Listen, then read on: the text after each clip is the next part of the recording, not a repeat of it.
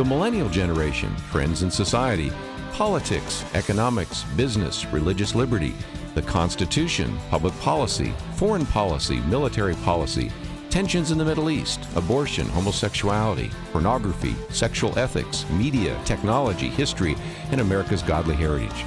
We talk about anything that affects your faith, your family, or your freedom. So don't go anywhere, because Point of View starts right now.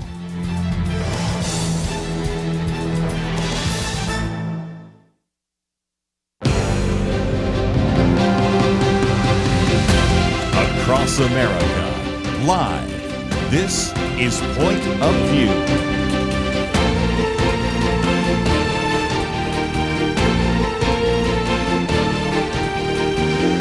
And now, Kerby Anderson. Thank you for joining me. It is the Thursday edition of Point of View. Hope you had a wonderful Christmas celebration. This is day after Christmas, and we are a live program. And if you'd like to join us a little bit later, you can give us a call. Let me also mention that we're going to be covering a lot of different topics. In studio with me for the 2 hours will be our good friend Lathan Watts, Vice President of Public Affairs for Alliance Defending Freedom. And Lathan, good to see you. Yeah, great to be back. And we are going to start off, though, with a short interview that we're going to do with our good friend Tim Wildmon, President of American Family Association.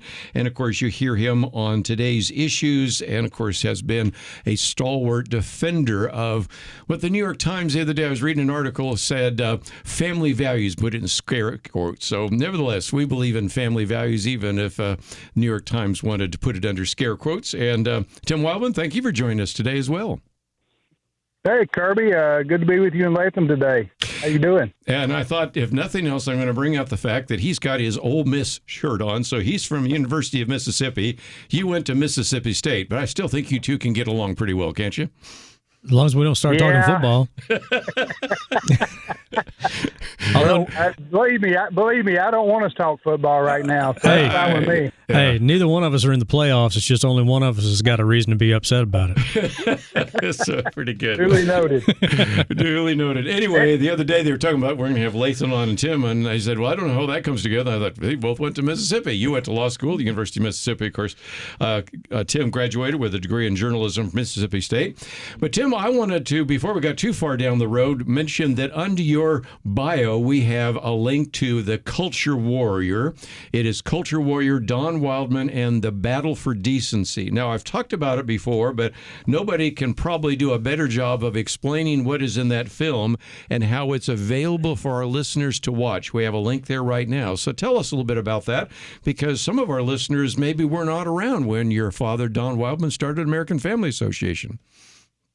That's right, Kerby. My dad, Don Wildmon, was started in 1977 with what was then the National Federation for Decency, and he was a Methodist pastor in a suburb of Memphis, South Haven, Mississippi, and he just saw what was going on with regard to television. At that time, television was the main way of influencing public opinion in America, especially with their entertainment programming.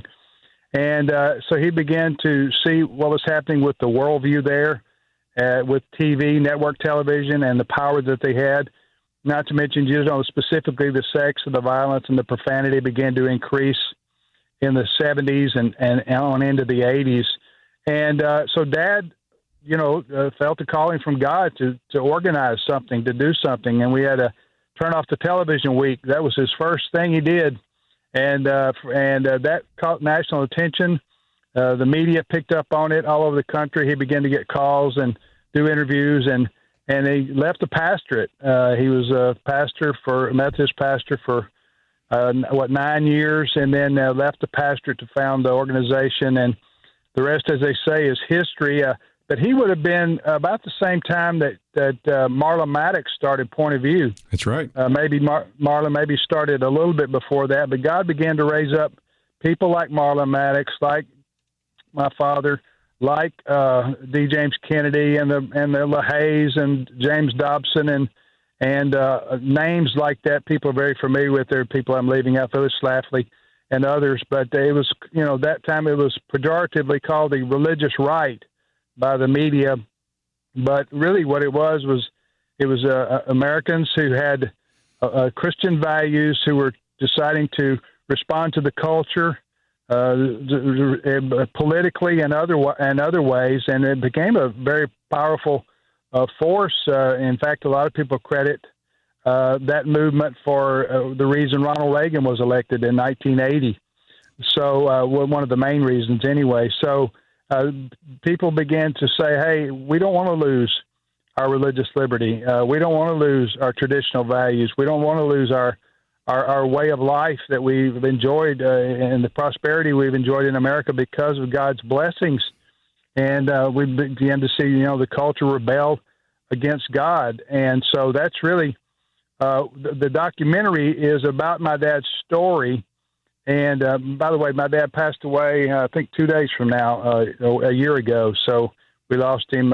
He was 85 years old. He lived a long life, healthy for the most part. But anyway, it's a fascinating story because Dad grew up in rural Mississippi, and like almost everybody, I would say a poor family, but almost everybody was poor back in the 30s and 40s, especially in the rural South. But he was very smart guy. Dad had I call it it's a Southern country accent. He had a bumpkin accent, but he was very intelligent and very savvy. And he was he started the organization from scratch, really, in our house. I remember. And he had no income, really. I mean, didn't know what he was going to do exactly, except that, you heard the expression that Christians use, stepping out in faith. And that's really what he did.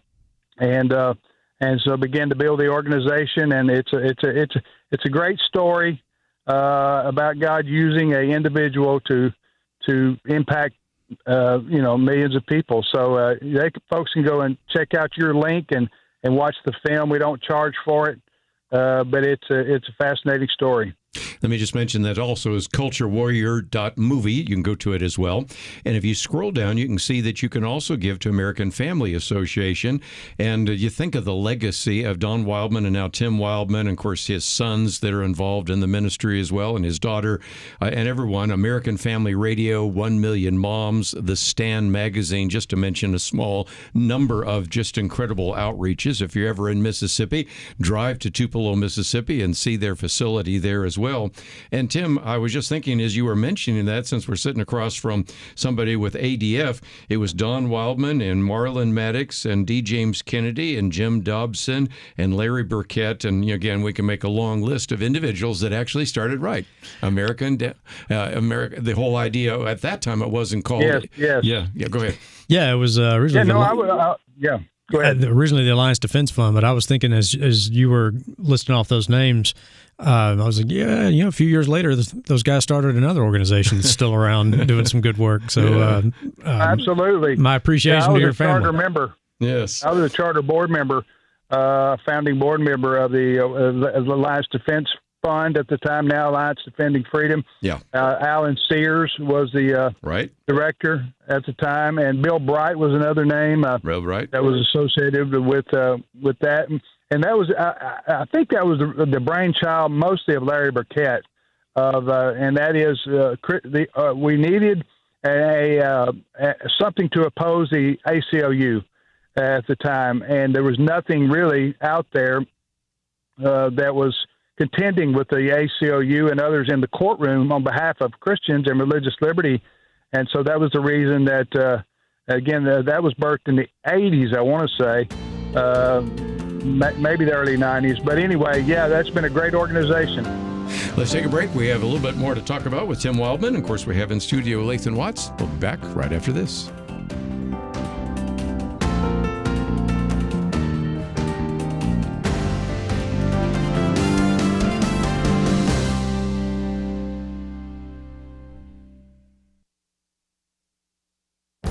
This is Viewpoints with Kerby Anderson. Now that Christmas is behind us, you may be thinking of any final gifts you might want to give to your church or Christian organizations. If you're listening to this right now, I would certainly recommend that you support the radio station that is carrying this commentary. If you're reading it, you might want to follow the links to the platform that provides it. The December issue of Outlook, produced by their Point of View radio program, focuses on generosity.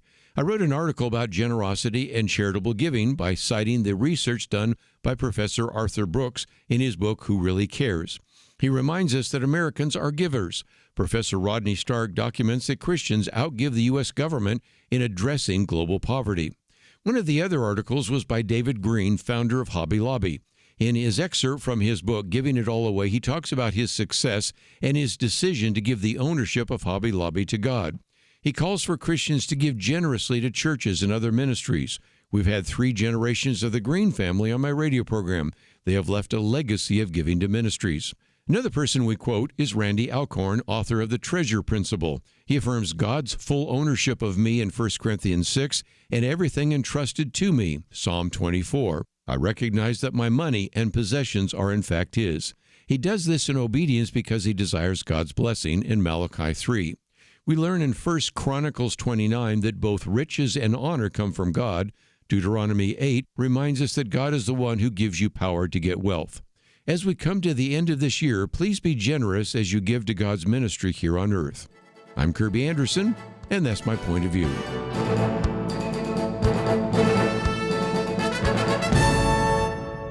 For a free booklet on biblical reliability, go to viewpoints.info/biblical reliability. Viewpoints.info/biblical reliability.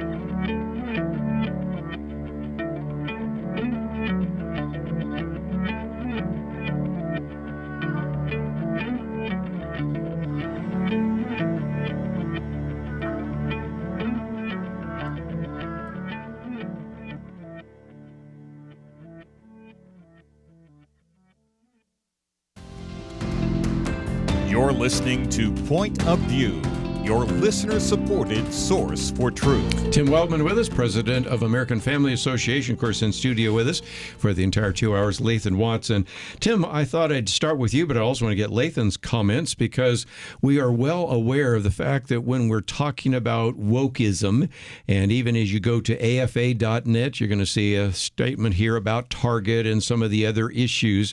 A lot of this wokeness came from the university, but it was spread by this administration. So this is really the first time I've had a chance to get your thoughts about what you thinking might happen with this new administration. Donald Trump seems to hit the ground running. We already know who all the nominees are. I suspect many of them will be confirmed fairly early. And it seems like this is going to be a whole new era for America and even for American Family Association. Absolutely, Kerby. I'm so glad that Donald Trump won the presidency over Harris, Vice President Harris. She would have been horrible with all caps, horrible with 3 exclamation points. For everything we care about, religious liberty. Just the right of Christians to live freely in this country would have been at risk. She would have been a big. Well, we all know how bad it would have been because she said it out loud. She would have been a big promoter of the transgendered movement. We know that cost her a lot of votes, by the way. So listen, Donald Trump is an unusual guy. We all know that. I call him good Trump, bad Trump. Sometimes things that he says, you cringe, but that's just who he is. He's my friend Ed Battagliano called him, he's a New York City brawler. So you just hope, that when he's selecting people to lead the administration, he does the right thing. And I think for the most part, he has already named some really good people to lead the administration. most, and maybe Lathan could speak to this, one of the big ones is who's going to be the Attorney General of the United States and who his deputies will be, and will they clean house at the Justice Department? Because I think that's full of wokies. At least maybe not full of. I don't have any inside information except for the actions that they've taken the last few years, which we could talk about, which point to the fact that it's become a very liberal organization, talking about the Justice Department and the FBI. And we know how they went after Trump, from the get-go of his first administration, how unfair that they treated him. And so I think maybe Lathan could speak to that. But the Attorney General, who that is, that's what's his name? Who he's nominated, Patel? Yeah. Isn't that Kash Patel? Yeah, that's the FBI. But then, of course, Pam Bondi. FBI. Attorney General. Yeah. Oh, yeah, Bondi. Yes. Bondi from Florida. And you've met some of those individuals, yeah. Yeah. And they're appointing the judges, too. That's exactly. A biggie.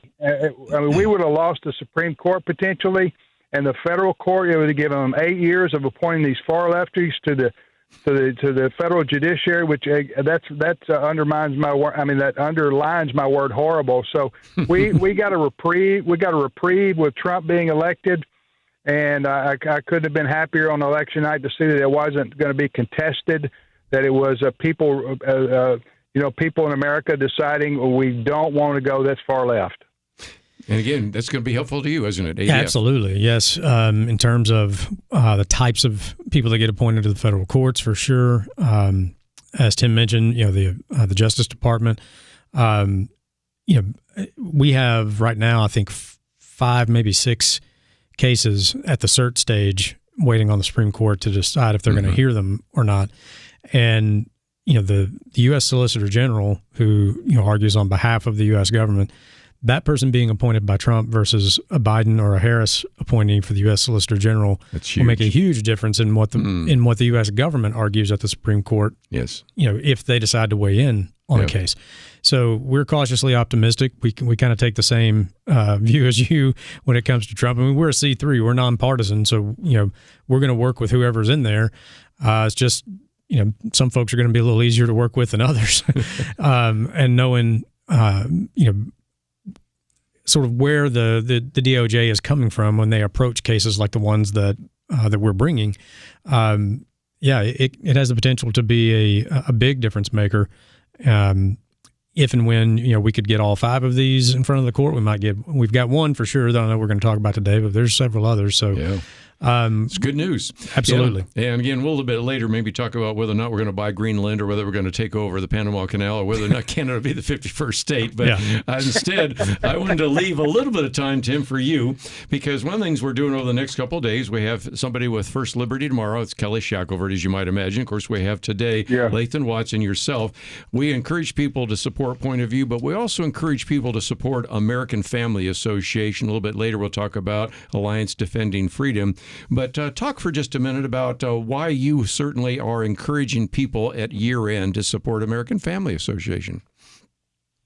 Well, I need a nicer, bigger car. That would be the first thing I think.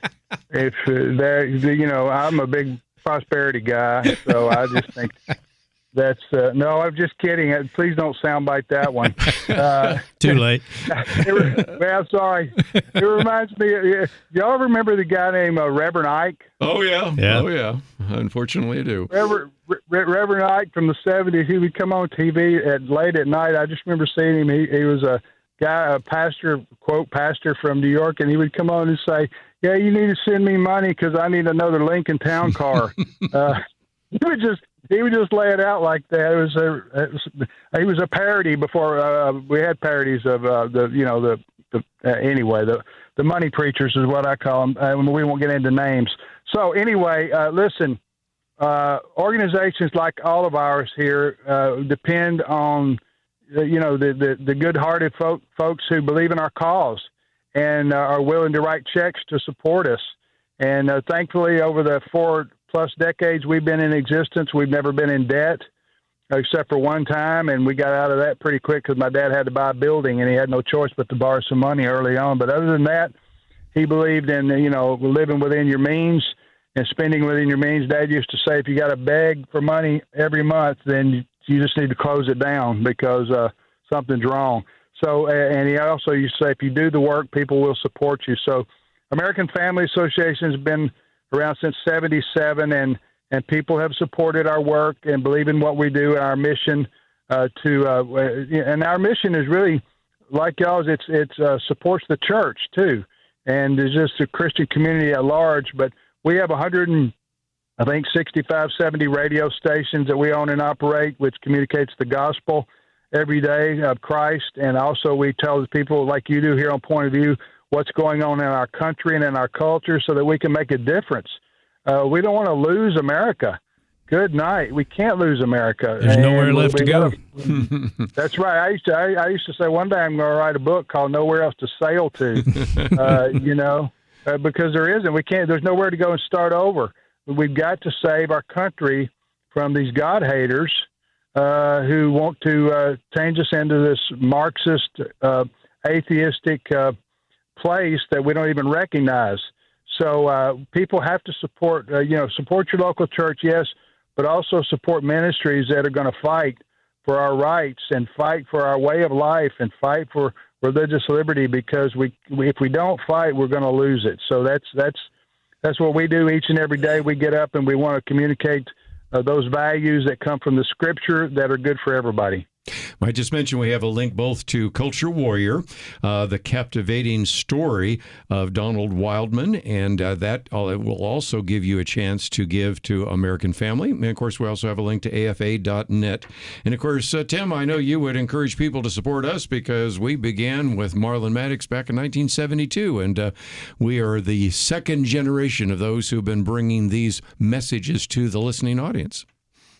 Absolutely, Kerby. I really believe in what Point of View does, and you've been there a long time now, and you guys reach millions of people every day across America with the same message that we're trying to communicate, and also teaching on biblical worldview on so many different issues that you do. I know you have a Sunday school class that you even teach, Kerby. So you're like 6 days a week. Very true. That you're. I don't know what you do on Saturday, but anyway. But you know what? People need to write a check to Point of View so that you can remain strong and keep growing and going and reaching millions of people in 2025. So I strongly encourage people to include Point of View radio program in their year in giving. Well, Tim, we appreciate you, and I enjoyed getting your family Christmas card and seeing the legacy you're leaving there, and it's been always great to work with you, and thank you for joining us today here on Point of View. All right, fellas, y'all have a Happy New Year. Same to you. Happy New Year. We'll be back right after these important messages.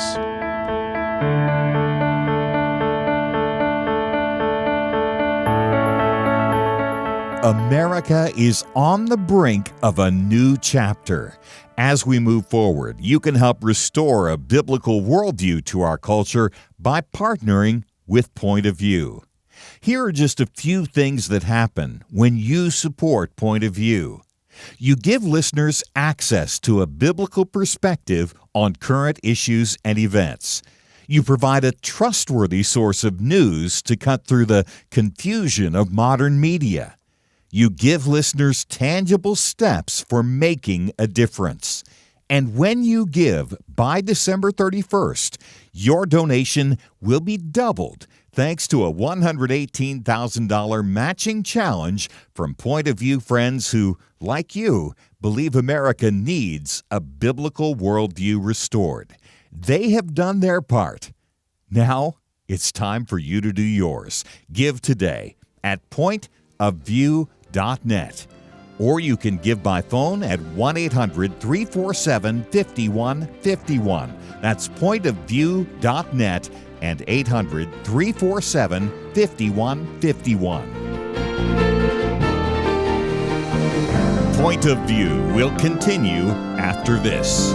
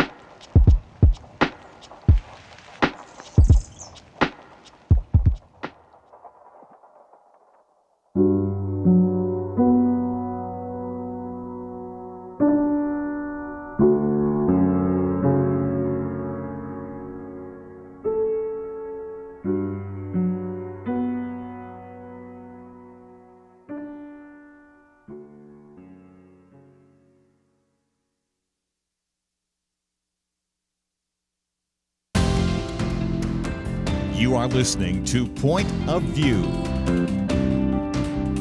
The opinions expressed on Point of View do not necessarily reflect the views of the management or staff of this station. And now, here again is Kerby Anderson. Back in studio, by the way, if you'd like to join us, 1-800-351-1212. We're going to spend some time now really getting into some of the things happening at Alliance Defending Freedom. And let me just issue the disclaimer that Lathan would as well. For a few minutes, he's going to have his ADF hat on, and we'll be talking about some of the cases with ADF. When we get into some of these other things about Joe Biden and about the legacy of Joe Biden and some of the other court cases, well, he'll be representing his own perspective, and he'll take that hat off. But I think I'd also want to mention that we have a link to adflegal.org. Let me again, as Tim said, encourage you, if you're not supporting your church, you should. But I hope you also support the radio station that carries this program. But we, of course, hope that as we come to year end, you'll support Point of View. And we've also tried to feature a few other organizations that are worthy of your support. ADF is one, AFA is another one. I support both of those, so I'm not asking you to do something I haven't done. But let's get into the case, because Lathan, just over a week ago, the Supreme Court agreed to hear Kerr versus Planned Parenthood of South Atlantic. This is a really important abortion case, and I suspect most of our listeners are hearing about it for the first time. So tell us more. Right. We are, we are representing the state of South Carolina in this case.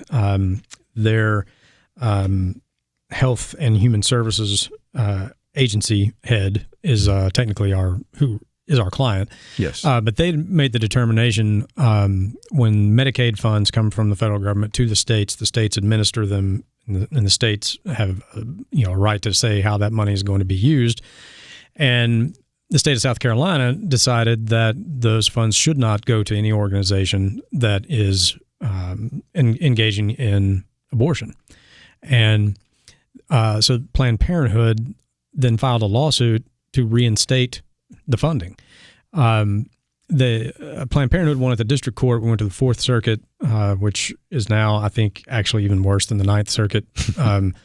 And so they won at the Fourth Circuit, and we've appealed to the United States Supreme Court on behalf of the state, and the Supreme Court agreed to hear the case.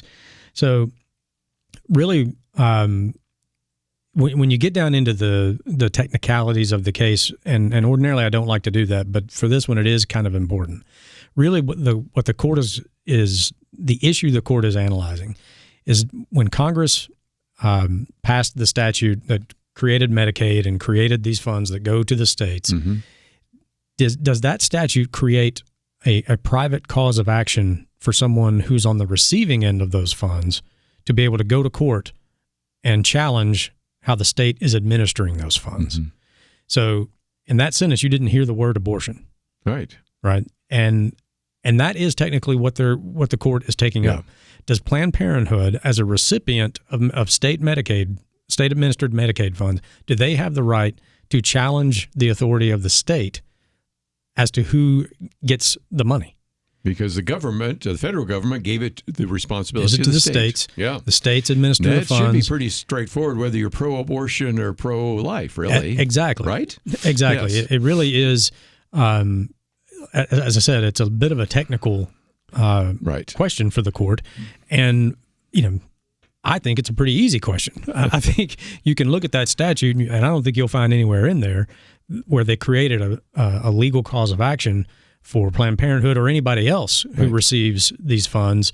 If the state determines that you are no longer qualified for whatever reason, in this case, it's because they don't want to fund abortion providers. Mm-hmm. But if they had decided, there's been some really bad outcomes at your facility or your clinic, we don't think you're qualified to participate in this program anymore, so you're not going to get any of these funds from the state.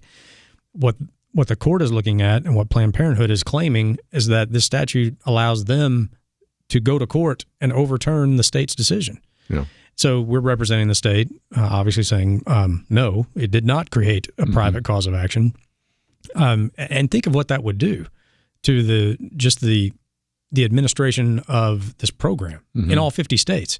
If anybody who has been receiving these funds as a provider, and for whatever reason the state decides you're no longer going to be an approved provider, according to Planned Parenthood's argument, that clinic or that doctor or whoever could just go to court and overturn the will of the state government who's in charge of those funds. And I don't think anyone intended that with the creation of Medicaid or the statute that authorizes it or any of the regulations that go into administering that program, which is designed to make sure that impoverished people have access to health care. That, like I said, we typically try to stay big picture on these cases because it's easier to understand, and it obviously will have an impact on the issue of life. Right. Because South Carolina does not want these funds to go to Planned Parenthood. They've made that clear, and Planned Parenthood is challenging that.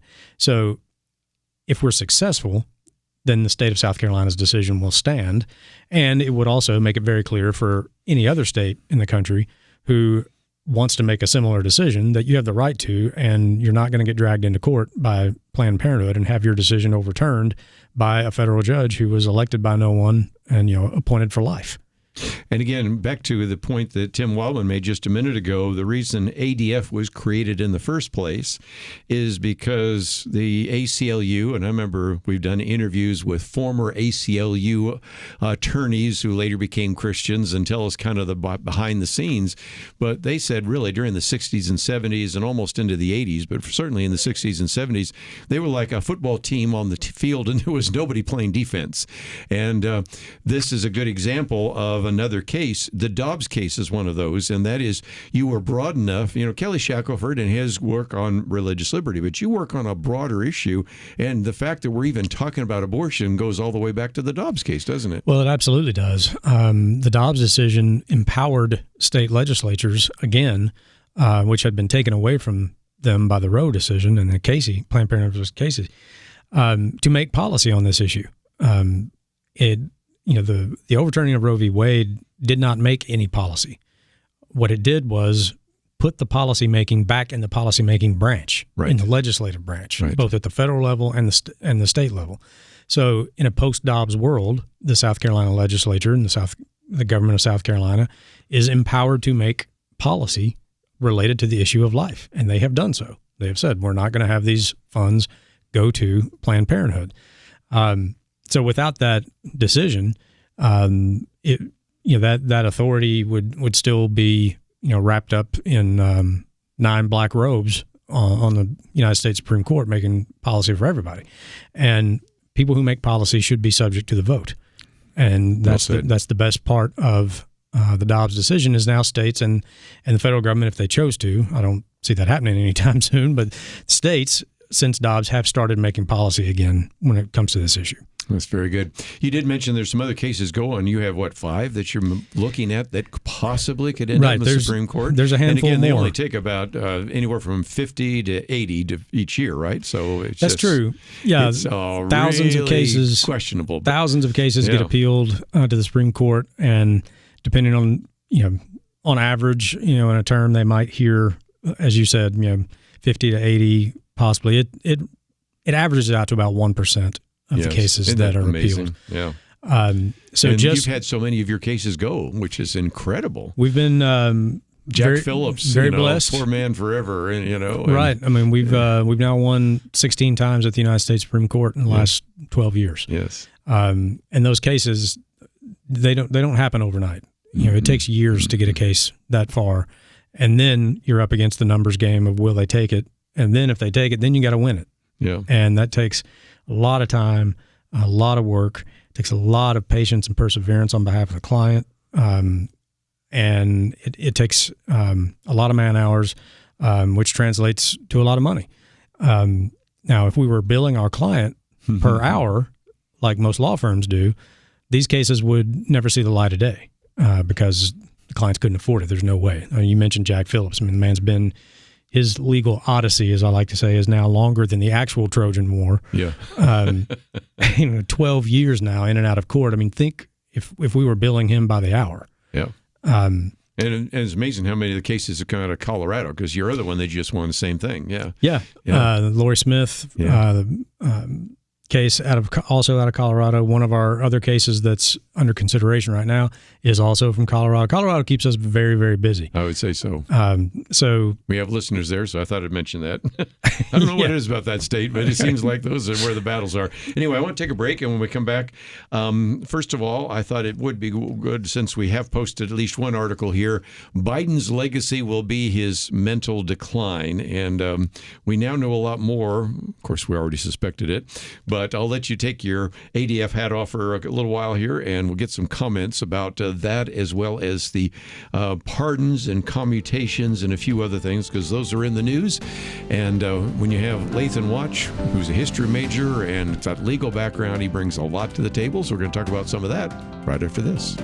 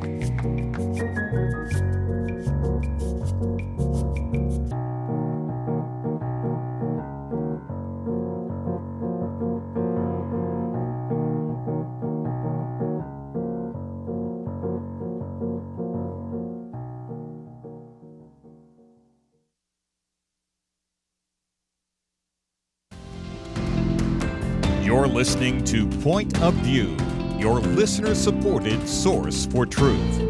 Back once again, if you'd like to join the conversation, 1-800-351-1212. First article here is by Jason Riley.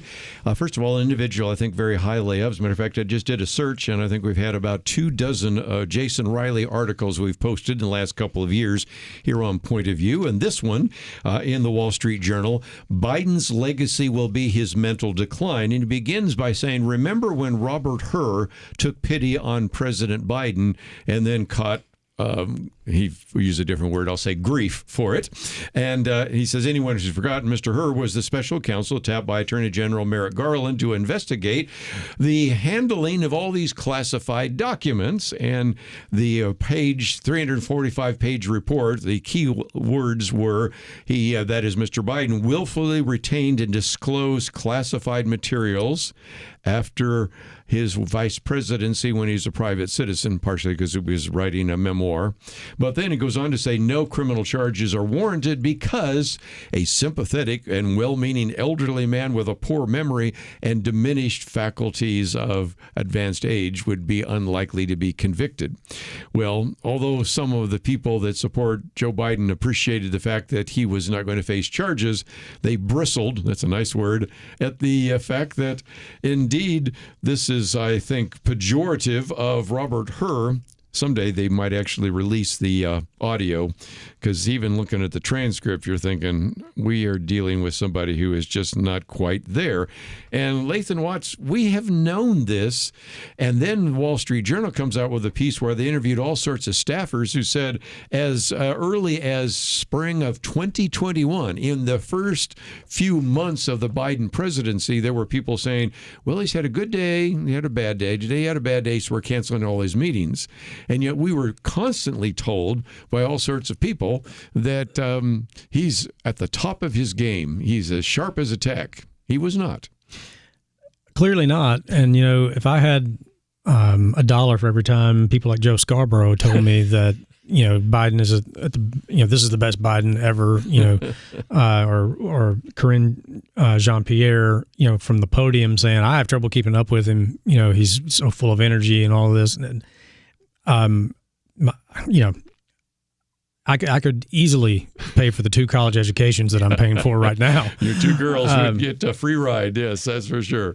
So, yeah, all of the smart people, you know, supposedly the talking heads in all the news media, just over and over and over, downplaying any concerns about his mental capacity or his physical capacity, telling, you know, you not to believe your own eyes when you see him wandering around the stage and looking like he's shaking hands with people that aren't there.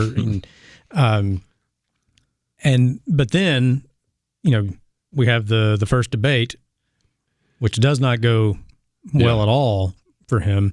And it's sort of like the media just turned on a dime. Like, there's no way we can spin this, right? Like, everybody just watched what happened here. Yes. And so they flipped the switch.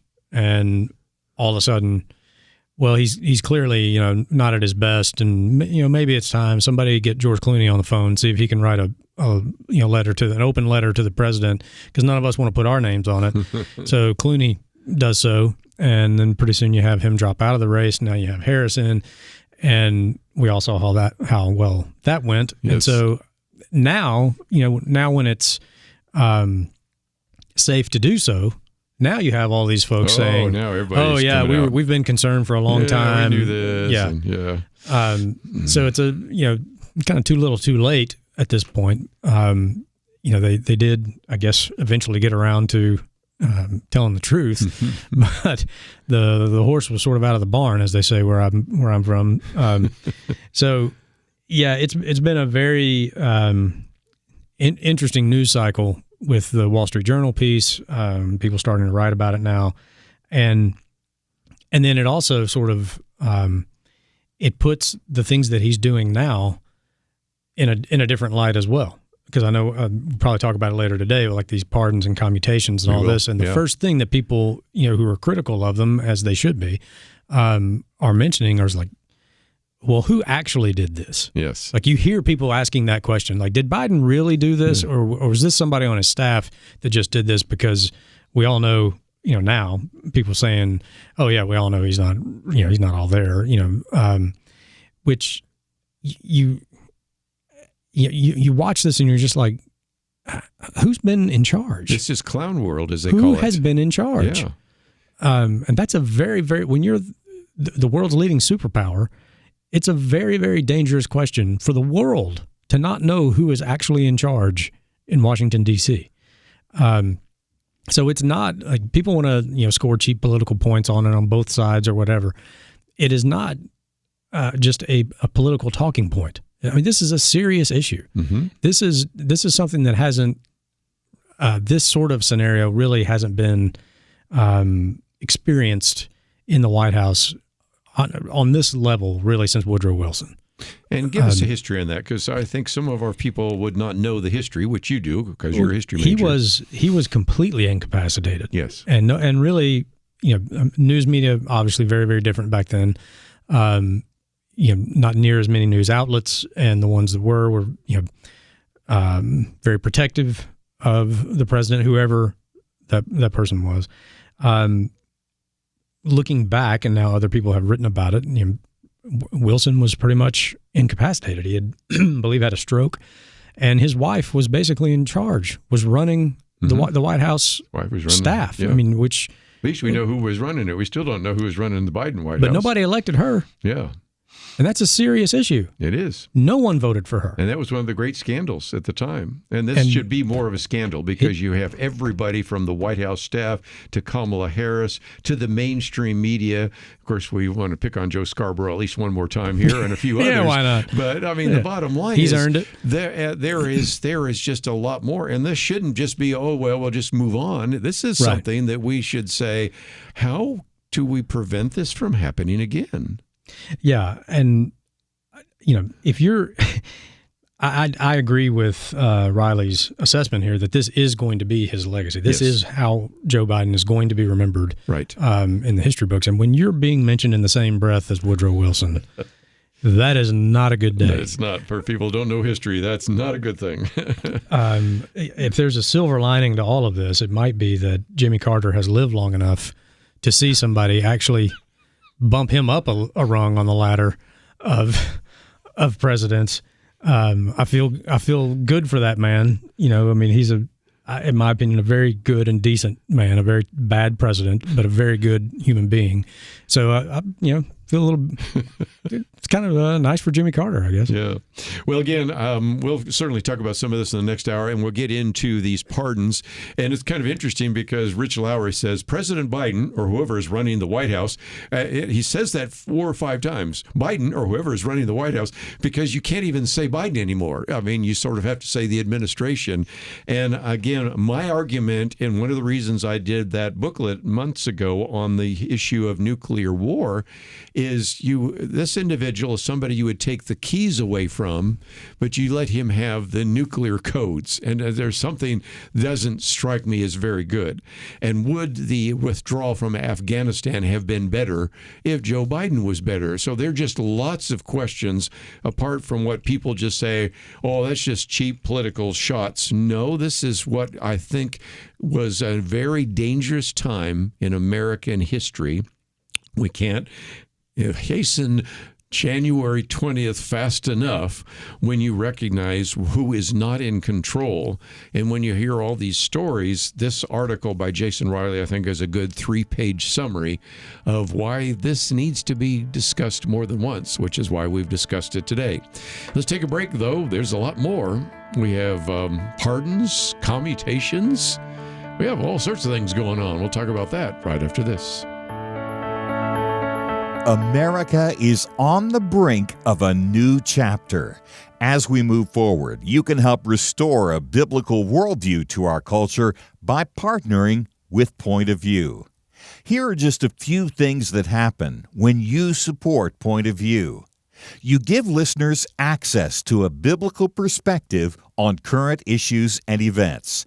You provide a trustworthy source of news to cut through the confusion of modern media. You give listeners tangible steps for making a difference. And when you give by December 31st, your donation will be doubled thanks to a $118,000 matching challenge from Point of View friends who, like you, believe America needs a biblical worldview restored. They have done their part. Now it's time for you to do yours. Give today at pointofview.net. Or you can give by phone at 1-800-347-5151. That's pointofview.net and 800-347-5151. Point of View will continue after this.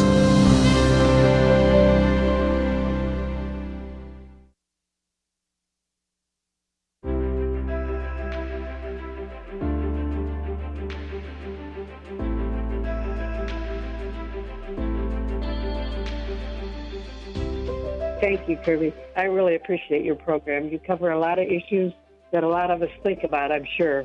And this is the first time I've ever called in, so I appreciate your input, too. Oh, I thank God for what you're doing on Point of View. You guys have more influence across this country than I believe any of them in terms of tackling the issues and getting the truth out to Americans. It's getting to the point where truth just is bottled up on every hand. Every time you turn around, there's another big bottleneck against truth. I hope your listeners realize what Point of View is doing and supports Point of View in every possible way you can. You know, I can't go to Washington. I can't do those things, so the only way that I can help is the way that God has provided for me, and to give some of that back to you guys. So, like you said, partnering with Point of View, because, you know, you can't do it alone. Thank you very much for what you guys do. Believe me, it's a needed thing, and I just hope everybody certainly would get on the bandwagon with you. Point of View Radio Talk Show.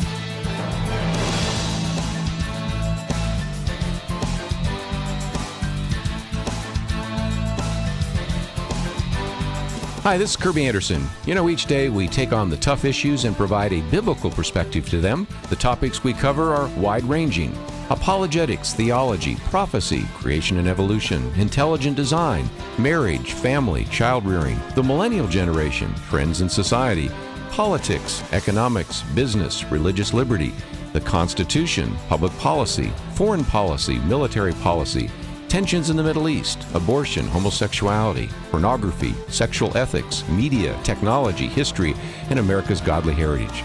We talk about anything that affects your faith, your family, or your freedom. So don't go anywhere, because Point of View continues right now.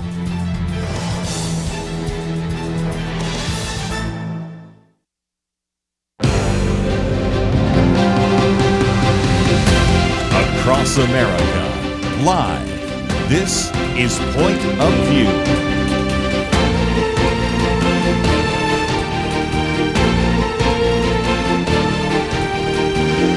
And now, Kerby Anderson. Second hour today, we're going to spend some time just for a few more minutes talking about Joe Biden, especially the commutations and pardons. And then we'll get into Donald Trump. You know, one of the things oftentimes I say is this president gives us a lot to talk about, but the future president's going to give us a lot to talk about too. And so we'll get into all the things Donald Trump has been saying over the last couple of weeks. But one of the articles is by Rich Lowry. It is our second article, and it's called Joe Biden's Commutations Racket. And it's one of those pieces. Also, we have one by Byron York, Another Biden Pardon Outrage. Either one of those is helpful. But I thought it was interesting, Lathan, before getting all the details, that Joe Biden has created a phenomenon so that now you have Rich Lowry saying President Biden, or whoever is running the White House, grotesquely abused their pardon power. Or Biden, whoever is running the White House, put out a statement. The fact that you have to say that is something that I think is unprecedented in American presidential history, isn't it? Yeah, it really is. I mean, the fact that that Rich puts this every time, I think some of it is, you know, in a humorous way. Rhetorical flourish, I understand. But also, like, it's true. It's necessary. You have to ask that question now. And as we said in the last segment, not since Woodrow Wilson would this question have been relevant. I don't think it would have been asked in the media back when Wilson was in office, but it certainly is now. And it has to be asked based on what we now know. And so when you get a decision like this, and it's egregious, that's the first question that seems to pop into people's minds. Well, was this really him, or, you know, was this a staff-made decision that they just put something in front of him and said, "Sign here, Mr. President"?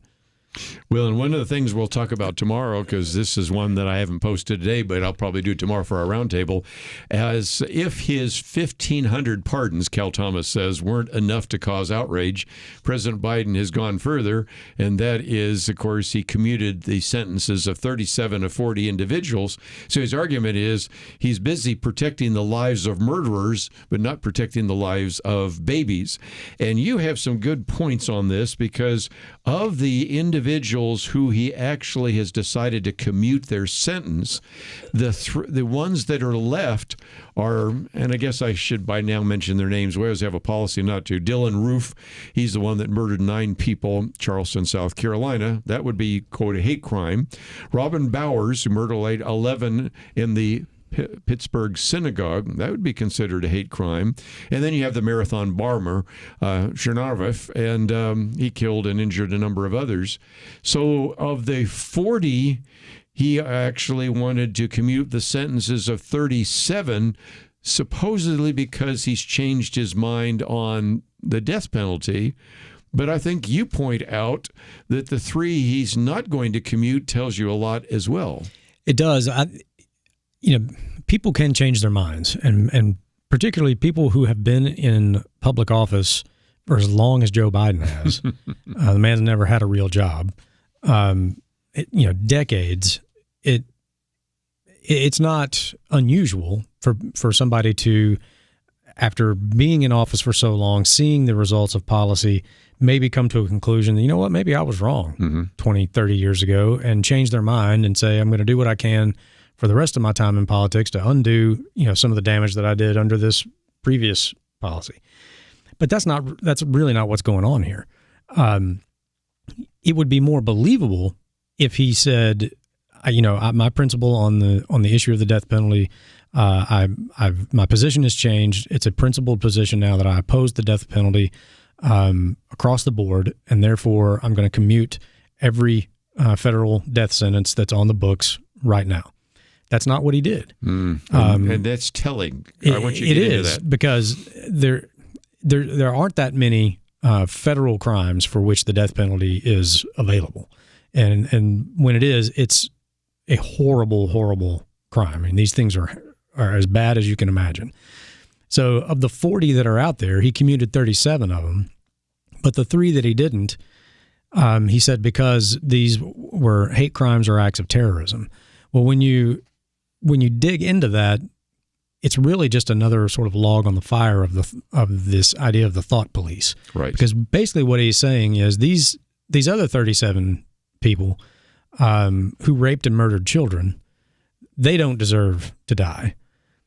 But these 3 guys, based on what they were thinking when they murdered these people, this attitude, this thought, this perspective, whatever you want to call it, that's bad enough that their death sentence should stay on the books. And so, this is why I think it's in hate crimes legislation, as much as it may make us feel better to say we're going to add on a few years because you're a racist when you did this. Well, the person's not any less dead. That family's not any less destroyed based on what you were thinking when you did it. And it gets to this idea of policing thought. And that's really what's at the heart of this. He can say that he's changed his mind on the death penalty. Maybe he has. But that's not what his actions say. And it would be a much more consistent and principled decision if he said, I've reexamined this. It would be more consistent, frankly, with his professed Catholicism. The Catholic Church opposes the death penalty in all cases, as well as opposes abortion, because they recognize the sanctity of life. All people are image bearers of God. He would be more consistent with his Catholic faith if he said, I've changed my mind on this. I'm opposed to the death penalty in all cases. But he certainly hasn't changed his mind on abortion. So it's not a religious decision that he's made. And when you get into the ones that he decided to leave the death penalty in place, it's because of, in a manner of speaking, what they were thinking when they did it. These hate crimes are acts of terrorism. They're all terrible, and there are good arguments for and against the death penalty. I'm not really saying we should have, yay or nay, but this is about one last decision that he's making that does sort of reinforce this idea that some beliefs are acceptable, others aren't, and consequences for actions based on those beliefs should be different. which is a really bad road to go down when you start policing thought, even the worst thoughts. And there's no doubt these are terrible, terrible actions and thoughts and motives. But it doesn't make the victims any less dead based on what you were thinking when you killed them. And again, the other argument that he was making is, I cannot in good conscience stand back and let a new administration resume executions that I halted. So again, it has something to do also with Donald Trump. But more importantly, I think a lot of people might have missed the fact that of the 40, 37 will have their sentences commuted. If you'd like to know what these engage, and some of these are just horrific anyway, then to single out the 3 that aren't, because those involve hate-motivated crimes or terrorism, both basically the same thing. That was the case. So come back and just maybe a few other final comments about this whole pardon use and misuse, and then we'll move on to all the things Donald Trump's been saying lately. All that coming up right after this.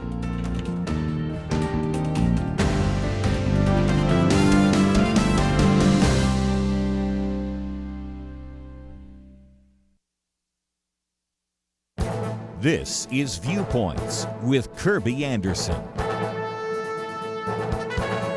Now that Christmas is behind us, you may be thinking of any final gifts you might want to give to your church or Christian organizations. If you're listening to this right now, I would certainly recommend that you support the radio station that is carrying this commentary. If you're reading it, you might want to follow the links to the platform that provides it. The December issue of Outlook, produced by their Point of View radio program, focuses on generosity. I wrote an article about generosity and charitable giving by citing the research done by Professor Arthur Brooks in his book, Who Really Cares? He reminds us that Americans are givers. Professor Rodney Stark documents that Christians outgive the U.S. government in addressing global poverty. One of the other articles was by David Green, founder of Hobby Lobby. In his excerpt from his book, Giving It All Away, he talks about his success and his decision to give the ownership of Hobby Lobby to God. He calls for Christians to give generously to churches and other ministries. We've had 3 generations of the Green family on my radio program. They have left a legacy of giving to ministries. Another person we quote is Randy Alcorn, author of The Treasure Principle. He affirms God's full ownership of me in 1 Corinthians 6 and everything entrusted to me, Psalm 24. I recognize that my money and possessions are in fact His. He does this in obedience because he desires God's blessing in Malachi 3. We learn in 1 Chronicles 29 that both riches and honor come from God. Deuteronomy 8 reminds us that God is the one who gives you power to get wealth. As we come to the end of this year, please be generous as you give to God's ministry here on earth. I'm Kerby Anderson, and that's my point of view.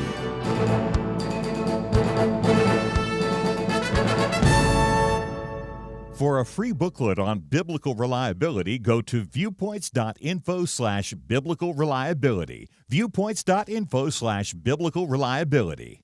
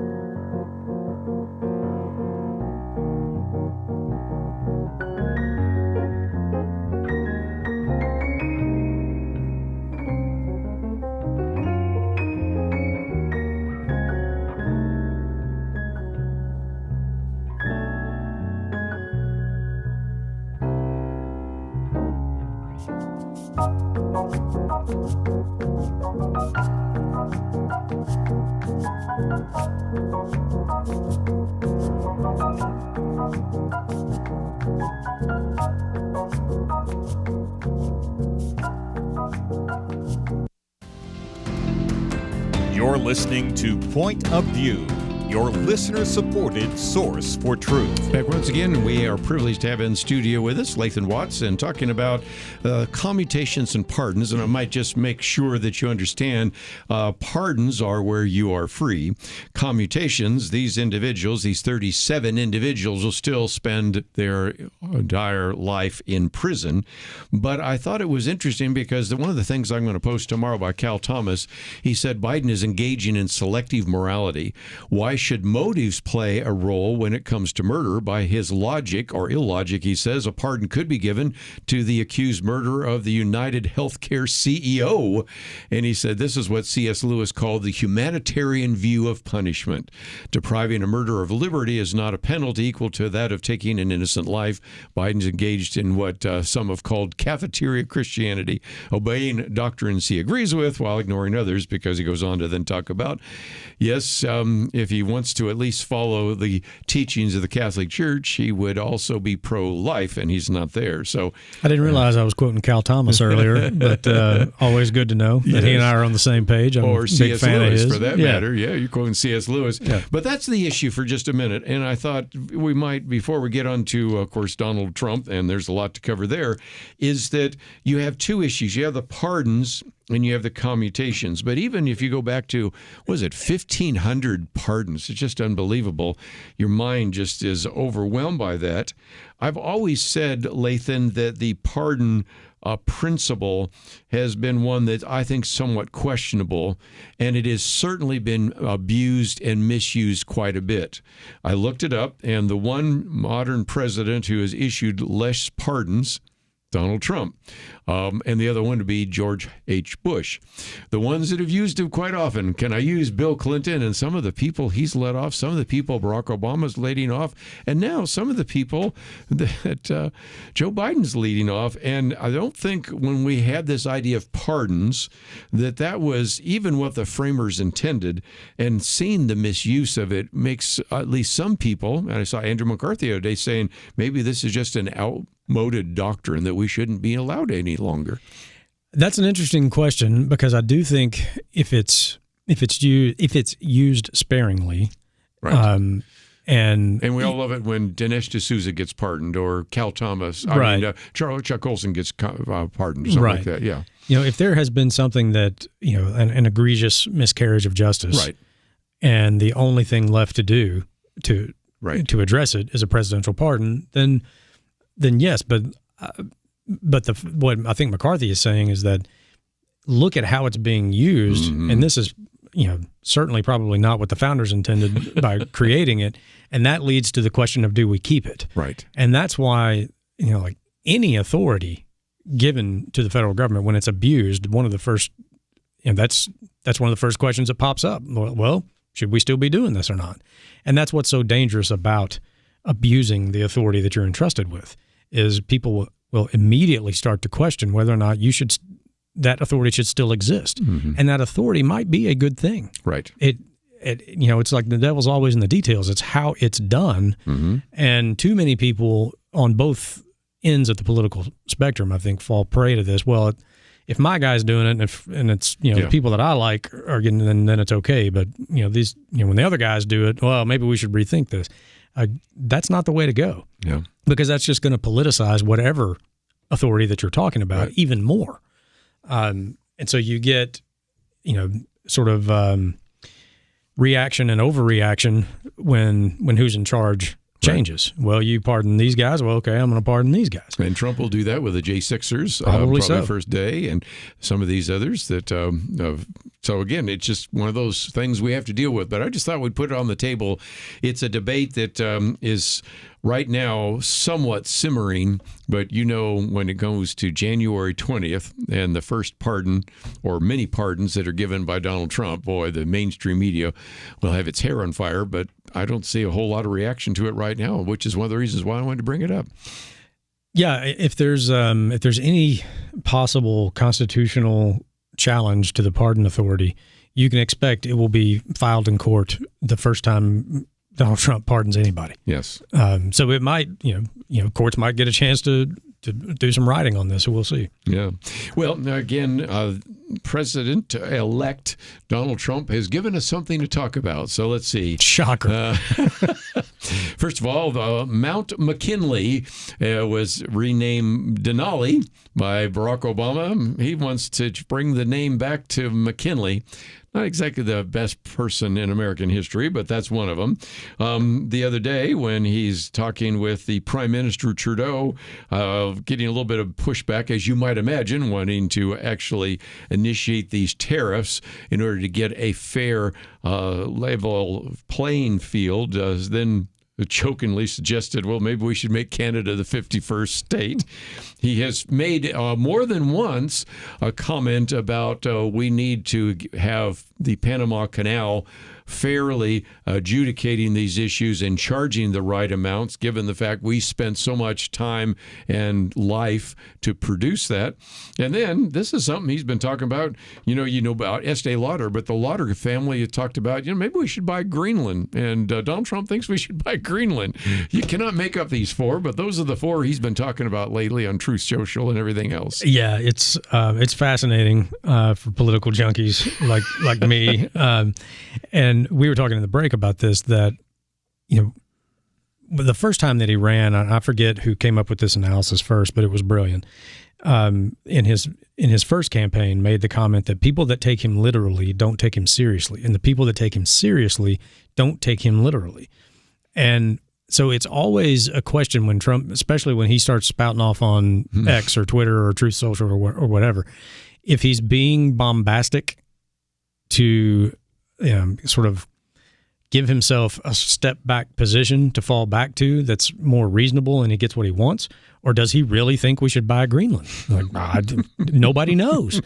And so, as somebody, like I said, you're kind of a political nerd, it's a fascinating thing to observe. But to me, the bigger point, and one I haven't really heard people make when talking about things like buying Greenland or making Canada a state, or and I do think he's serious about the Panama Canal for sure. He seems to be most serious about that one. Is that, to me, it highlights the potential of like the universe of possibility of these next 2 years. And the only reason I don't say 4 years is because right now his party has control of Congress as well, House and the Senate. Historically, in the first midterm election after a president is elected, they tend to lose seats in the House. George W. Bush was the exception to that in the first midterm after the September 11th attacks.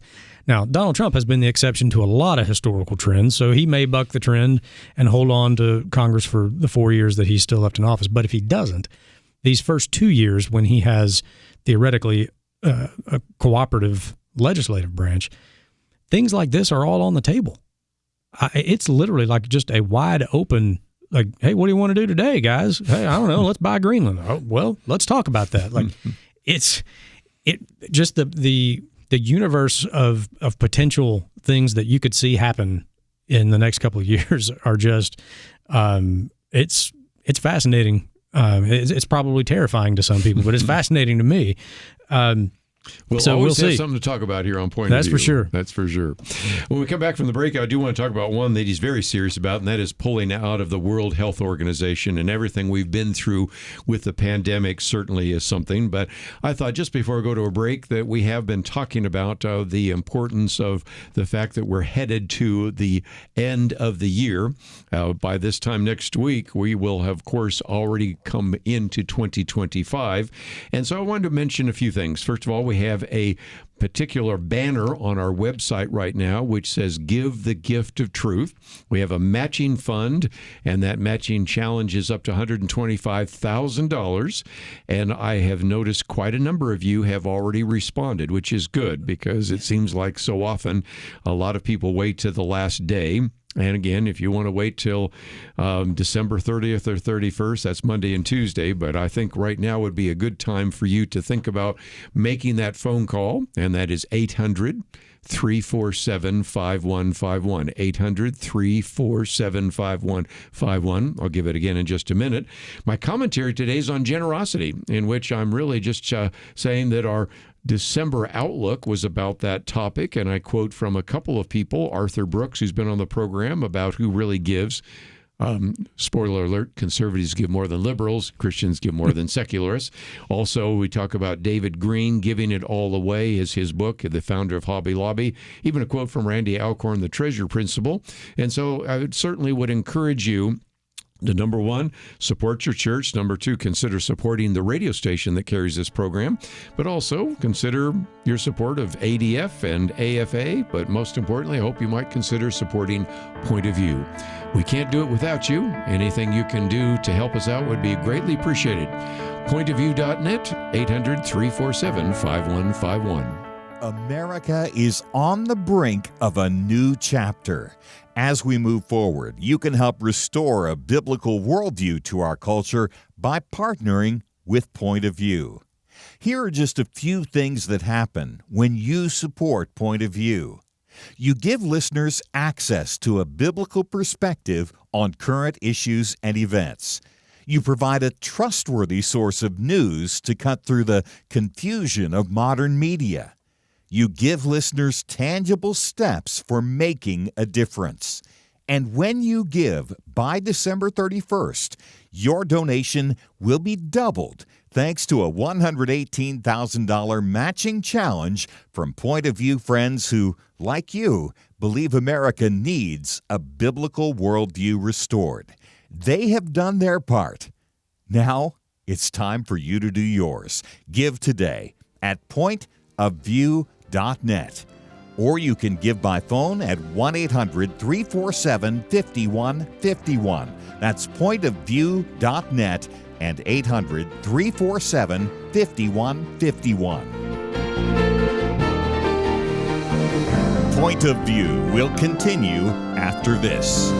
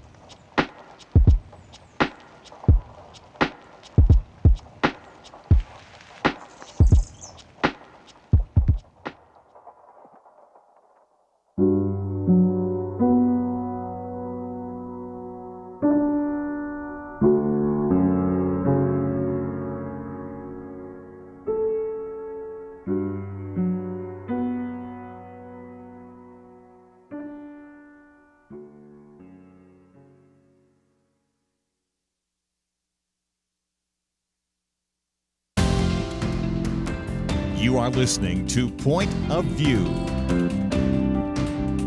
The opinions expressed on Point of View do not necessarily reflect the views of the management or staff of this station. And now, here again is Kerby Anderson. Final half hour, if you'd like to join the conversation, 1-800-351-1212. Lathan Watts with us, and let me just mention that one of the things Donald Trump does want to do, and this one's not so much speculative, he wants to have the United States pull out of the World Health Organization, which has a almost $7 billion budget, and guess who pays $1 billion of that? 1.09 billion we pay for. And so I decided maybe now that I think about that, we'll maybe cover that tomorrow, because Dr. Mara Matthews, who's certainly an expert on some of the healthcare policy, will be the case. And that allows me to spend some time talking with Lathan about political realignment. I'm holding up my booklet here, and there are two issues. One is geographical realignment, and I'll just mention that in passing, because what is happening is more people are moving from blue states to red states. And what that means is by the time we have the next census, it's still many years apart, we will see a remarkable change. And I think you can begin to illustrate that by the fact that Republicans will pick up an additional 12 electoral votes. California most likely will lose 4 electoral votes. Texas will gain 4 electoral votes. New York will lose 3 electoral votes. Florida will gain 3 electoral votes, or ultimately 3 members of Congress, 3 additional members of Congress. So that is one area of realignment that's significant. But Lathan, let's talk about the political realignment. I would not have predicted that Donald Trump would do as well with Latinos or Hispanic Americans, African Americans, women, or even of a group that has been kind of the core constituency of the Democratic Party, unions. And yet, look at how that has changed dramatically. And in this booklet we make available, there is one very good kind of Trump in 2016 and Trump in 2024. And this has become a major political realignment. It really has. And I think one of the things that, you could probably fill a library with books that will be written about the Trump phenomenon. I'm thinking so. Once his time in office is over. But I do think one of the things that a lot of people will write about or talk about will be how he reoriented the Republican Party to the working class people of America.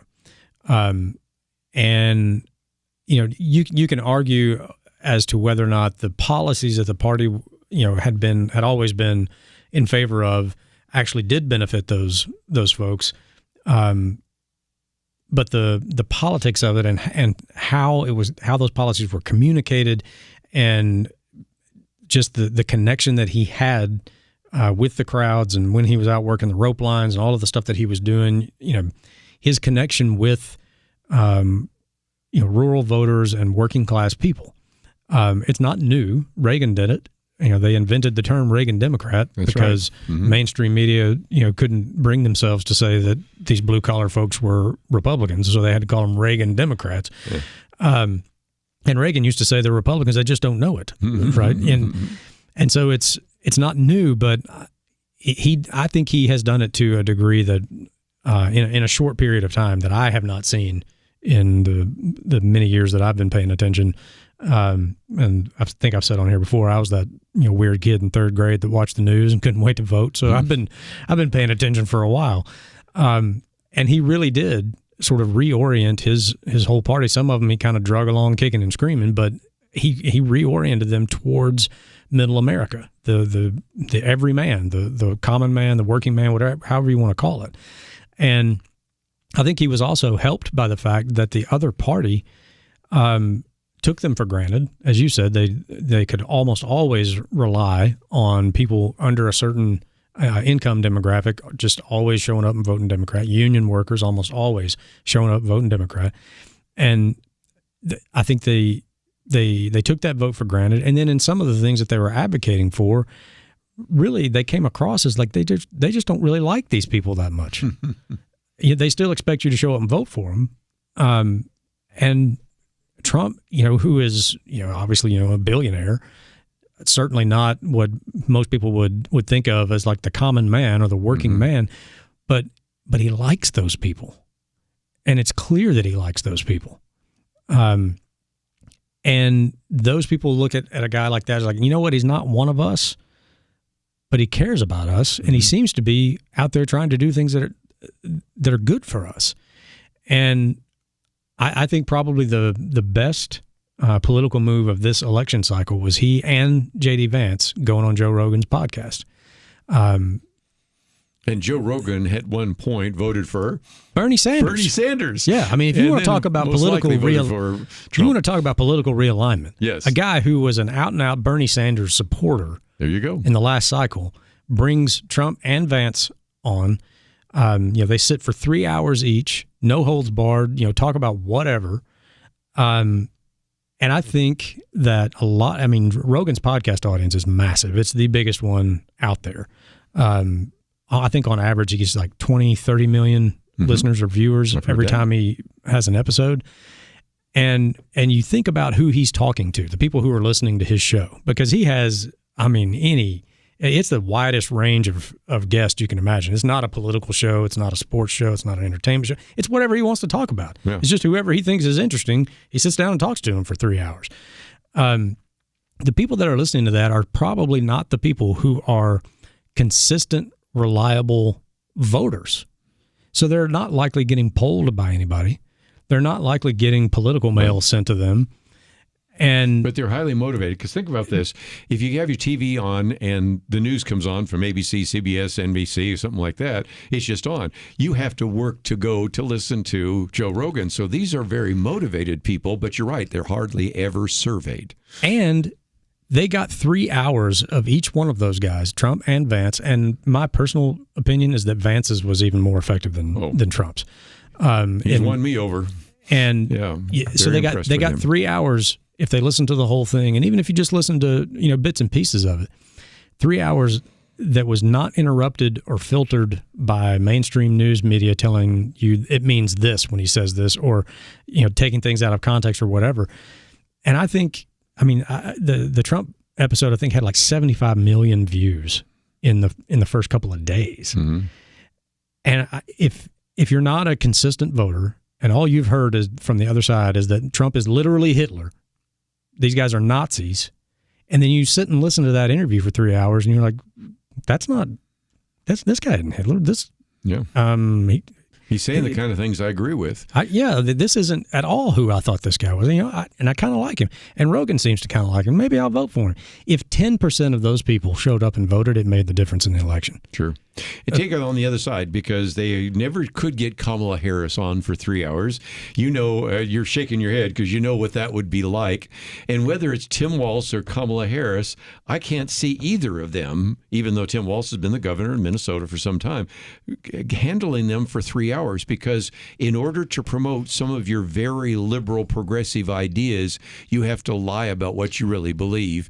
And then you have to figure out how to couch it in such a way that's acceptable. Like him or don't like him, Donald Trump pretty much tells you what he's thinking. Exactly. And he's not shading anything. And that was the problem. You got this sense there was this thing working in Kamala Harris's brain that says, well, I can't say it that way. And if I say this, the transgender people are going to hate it. And if I tell people what I really want to do, I'm going to lose all the voters. And so they never do well in these long-form interviews, do they? Well, and I think the Harris candidacy is probably the most manufactured, like stage production of a candidacy that I've ever seen. Mm-hmm. And Rogan is uncancelable. Like that guy's audience is, you are not going to have any control over what happens in that room. And there's no way they could put her in that room for 3 hours and let him just ask her anything he wants, because one of the issues that he talks about a lot that drove him away from the left was all of the stuff with the transgender issue. Right. And there's no way he would have gone 3 hours without asking her, you really think somebody can just, like, you're in favor of giving these hormones to kids? We don't let them get, a driver's license. We don't let them get a tattoo because that's permanent. And you want to say that it's okay to do this to them? And I don't think she would have had a snowball's prayer in Phoenix of coming out of that interview looking good. And I think her team knew that, and that's why they couldn't let her do it. I want to take a break, but I want to come back and have you give us a little history, because a lot of this has to do with populism. And, of course, I held up our book on political realignment, but let me also hold up this other book on historical cycles, because I have a section there about populism and how that really kind of came to fruition in 2016. Not just the election of Donald Trump, but Brexit in England, the Yellow Jackets in actually in France, of the farmers in Amsterdam. You can give us some of that perspective, because that really answers the other question I deal with in the booklet, and that is, okay, is this a one-off? Is this just a Trump phenomenon, or could this become a political realignment, a permanent political realignment? And so we'll get into that. And, of course, I always love to get as much history as I can from Lathan Watts, so we're going to get a few more perspectives from him right after these important messages.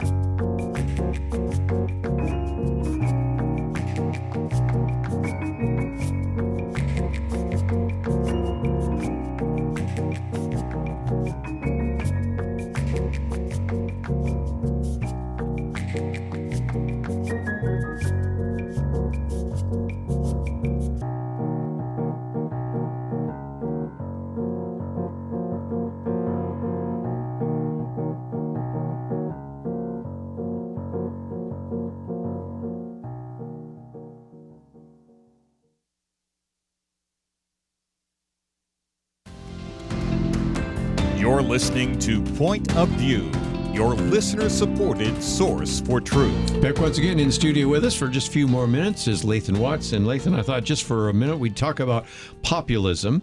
Now, populism's been around for a while, but it seemed to have a real resurgence around the time in which Donald Trump was elected in the United States. You have the farmers in the Netherlands. You have some of the protests, so-called Yellow Jackets in France. And you have what was called Brexit, removing the United Kingdom or England and Britain away from the European Union. And all of that has been happening in the past. It's continued on. It's hard to tell whether some of this is just a Trump phenomenon or whether it will continue. But give us some history, because when people hear populism, they go, what exactly is that? Yeah, it's one of those things that's a little tougher to define. It's not really a set. I wouldn't really classify it as like a set of political principles as much as it is sort of a lens of viewing the world. And it's sort of looking at things through the lens of the populace, which is where that comes from, like the average, the working class guy versus the elites. The elites. Yes. Yeah. So the glitterati or the intellectual elite or the political elite or whoever you want to put up there at the top versus everybody else who's beneath them. And I think the reason that it's historically has not really solidified into like a long-term, say, political party or movement is because even when it's successful in creating maybe some policies, the people that lead that end up in leadership. And now some of the people start to look at them as the elites. Yeah. And so it has this tendency to kind of like eat its own a little bit. Yeah, so that's a good point. So it's not so much, like I said, I think a set of principles as much as it is a way of viewing all of the things that are going on through the lens of looking out for the little guy is like the shorthand version of how I would describe populism. Now, depending, and then there's different brands of it.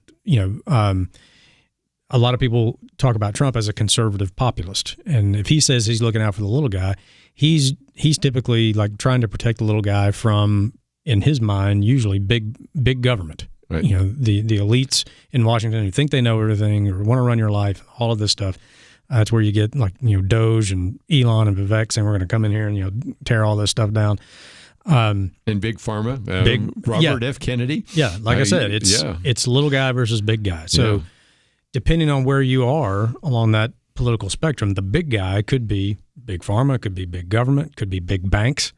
And this is not a new phenomenon. It's been around, for a long time. Even in the early 1900s, he had a big populist movement. William Jennings Bryan running for president multiple times, and back then it was a lot about big business, protecting the small farmer, protecting the business. Factory worker from the big factory owner, from the big banks, from the gold standard. People that wanted gold and silver to be the basis of the money versus just gold, and Bryan's cross of gold speech and all of this. There's even a theory, and I'm really politically nerding out here on a level I probably haven't before. There's even a theory that the movie The Wizard of Oz is a populist allegory. Yes, and explain that, because I think that is probably true. Yeah. That the scarecrow is representative of farmers and people in the agricultural sector, that the Tin Man is representative of the people in the factories, the workers in the factories, that the wizard, who is supposedly in charge of everything that you think is this all powerful Oz, is William Jennings Bryan. He's actually just this little guy behind a curtain who's not really getting a whole lot of things done. And then the yellow brick road. The yellow brick road that was the key. Is how you get to Oz. Yeah. Right. Even Oz. It's the Wizard of Oz. OZ, ounces. Yeah. Right. Yeah. The gold standard was a big part of that populist movement. That's right. And Dorothy's slippers were originally supposed to be silver slippers. Yeah. Then they turned ruby because it was color. Because that was the big new technology in the movie business, and they wanted to show off Technicolor, so they put them as ruby red slippers instead of silver, because that was a big disagreement. Like, we want silver as a standard for monetary policy in addition to gold. Yeah. Don't put us on the gold standard. Bimetallism, as they called it. Yeah. Right, exactly. Yeah. So it's an interesting rabbit hole if you have time you want to go down, and not to be confused with the other rabbit hole about the Wizard of Oz, which is put on the movie and then start Pink Floyd's album Dark Side of the Moon and listen to that at the same time and watch how it creates a soundtrack for the movie. It's fascinating. I've done it. It's but I'm a Pink Floyd fan also. But we are way down in the weeds now. But anyway, this is kind of. But the point we're making is that this populism is around because the European Union got too big and controlled. We have this idea of the state, whatever you want to call it in this country. They sometimes call it the deep state. Others call it the other kinds of phrases. But it's all, again, that government has gotten too big and it's controlling all of our lives. These unelected bureaucrats are controlling our lives, and that's why you've had this populist movement. And I think it's going to be around for a while, don't you think? I do, especially if, as we said in an earlier segment, in these first couple of years, if Trump can get some successes in rolling some of it back. Right. I mean, it's much harder, done than said. Yes. So if he shows some successes in actually doing some of these things, in eliminating some federal agencies or at least federal programs, if not the entire agency, or it may be reorienting those agencies. He may. And then again, like what we talked about, sometimes Trump will say something that sounds a little outlandish, and that what he's actually doing is giving himself a fallback position to something else. He's a negotiator. So, he may say, you know what, we should just get rid of the entire Department of Agriculture. And then, everybody in D.C.'s hair's on fire. And he says, well, okay, I won't get rid of it, but I'm going to move it to Iowa. You want to work for the Department of Agriculture? You're going to live with farmers. You're not going to live in D.C. with all the cultural elites and the glitterati and all that. You're going to live next to the people that you're regulating. Yeah. If he gets some of these things done and you actually see some results of it, then his party, political parties will do what works for them on both sides of the aisle. That's an easy predictor. If he gets some things done and reaps some political benefit from it, I do think that this sort of populism could have a little bit longer lifetime in our political culture. We'll see. And J.D. Vance will be around for a while if indeed that works out, and some other individuals. So if you had told me a year ago that Robert F. Kennedy would be in his cabinet, or that Tulsi Gabbard would be in his cabinet, or some of these others, I wouldn't have predicted it. But this is what we look forward to in 2025. So again, Lathan, thank you so very much for being with us. If you'd like to know more about ADF, we have a link to adflegal.org. There's a little red button there which says donate. I would encourage you to donate to them because I think they're doing a great job and have a Supreme Court case that could really make a difference on this abortion issue. We have a banner that says Give the Gift of Truth. We have a $125,000 matching challenge. Even though we're going off the air, you could still make that phone call. We have some of our staff willing to take the calls. 800-347-5151. That's 800-347-5151. If you have access to a computer, just go to the banner, click on the button that says Give Now, and we give you all sorts of great information there and a way in which you can give. And as we've mentioned, we have that matching fund. It's still operational, which is a dollar-for-dollar match. Your $100 becomes $200. Your $500 becomes $1,000. Your $1,000 becomes $2,000. We've seen some gifts of that size as well. But first of all, I want to thank Doug for stepping in today and engineering the program. And Megan, thank you for all that you do today producing the program. We look forward to seeing you tomorrow for our weekend edition right here on Point of View. America is on the brink of a new chapter. As we move forward, you can help restore a biblical worldview to our culture by partnering with Point of View. Here are just a few things that happen when you support Point of View. You give listeners access to a biblical perspective on current issues and events. You provide a trustworthy source of news to cut through the confusion of modern media. You give listeners tangible steps for making a difference.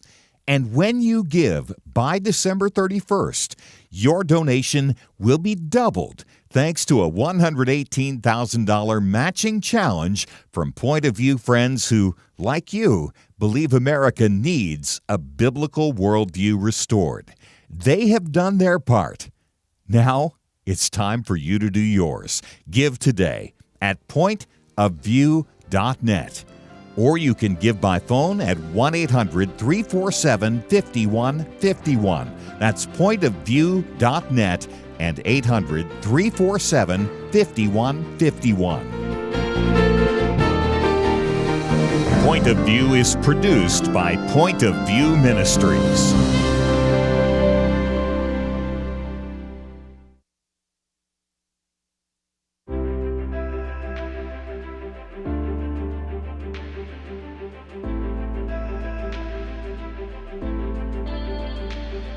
I really appreciate your program. I don't get to listen to it every day because I have to work, but it's really a blessing to me and to all of us. Everything you do each day to inform Christian families and our community about the things we can do, and just the way you're so informative. I listen to you daily and love you guys and appreciate you so much. I do appreciate Point of View and what you folks are doing. You really are doing a great job to educate and to help Christian folks do a better job to honor Christ in all that we do. I just appreciate all you guys do. I mean, I learned so much, and it's amazing what you teach that I say to other people, and they look at me like, where did you hear that? So I appreciate you guys. So thank you for all you do. I just turned your program on, and I want to just let you know how much I appreciate just getting the truth out. Point of View Radio Talk Show.